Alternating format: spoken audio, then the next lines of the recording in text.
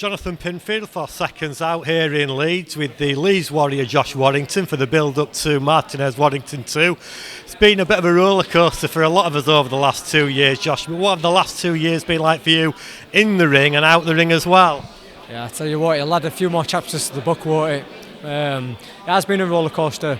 Obviously frustrating with the pandemic. I'd re-signed with Matchroom in the year, and I was about to walk into a massive unification fight with Kanju. Obviously that got postponed due to the pandemic. I go into a bit of a tick-over fight with Michel Lara, and he ends up blitzing me all over the ring for 9 rounds. So yeah, in 2021 wasn't the best of my career by any stretch of imagination, but it's, like I say, 5 years later I get an opportunity to get myself back on top against an opponent who, like I say, beat 5 years ago. And I knew that if I beat someone like Kiko Martinez, that could go on and win a world title. So yeah, it's funny how this sport works, but I'm very excited for the opportunity. Like you say, lots of up and downs over the last couple of years. What's the thing that you've learnt most about yourself in that time? That my hair is receding, and age really does go quicker when you have kids.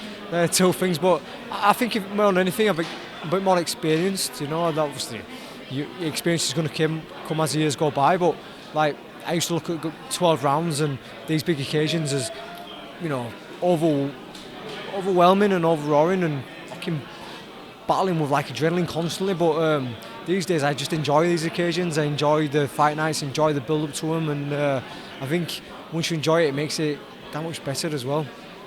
First fight with Martinez, you were the world champion, it was a tough scrap.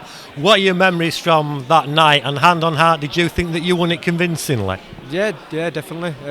I was a WBC international champion then, and I know knocking on the door with a fight with Lee Selby, and I remember having a tough old night with him. A tough old night. I'd been out the ring near on 12 months. I'd just left Matchroom in the first time. I had time with Frank Warren and Queensbury at the time, and I wanted to fight what was going to push me. With Kiko Martinez was certainly that. And I remember him just constantly coming forward. I thought I did enough. I thought it was scrappy at times from myself, but yeah, like I say, I knew that if I could grind in and beat someone like Kiko Martinez, then I'd go on and win a world title. But if anything, to answer his question, it probably made me realise that I can't just beat people by overroaring them with intensity. I had to learn to maybe sit on the punch a little bit more and knock them out, or use a bit more boxing skill. Everyone's made a lot of point that there's a few miles on the clock for both of you. Both of you have had ups and downs over the last few years. In terms of you getting this world title shot, the chance to reclaim your crown, which you said you never lost in the ring, what's on the line for you? Everything. I mean, my thing of going to fight, you know, other world champions, it goes out window. You know, I don't become even a B side. I become like a D or C side. You know, like a C or D side. You just kind of lose that power altogether. Like I say, I had dreams of winning Ring Magazine belt, having 2 belts, being a unified champion, and it all went fucking pissing in wind when I got beat by Michel Lara. This is an opportunity to get it back. You know, it puts me back in a position where I can look at like unified division, I can look at winning a Ring Magazine belt. You know, I can go down as one of the good featherweights to come out of not just Leeds, out of you know, Great Britain. So there's lots of it riding, but I get beat because, like I say, it's done. So no, I only see Josh Warrington win. And if you come through this successfully, what's next? What do you want? You know, the winner of Wood Conlan, the trip to Vegas, all of it, or sail on into the sunset? No, listen, I think it opens all them opportunities back up, doesn't it? You know, like I say, there's got Wood Conlan fighting.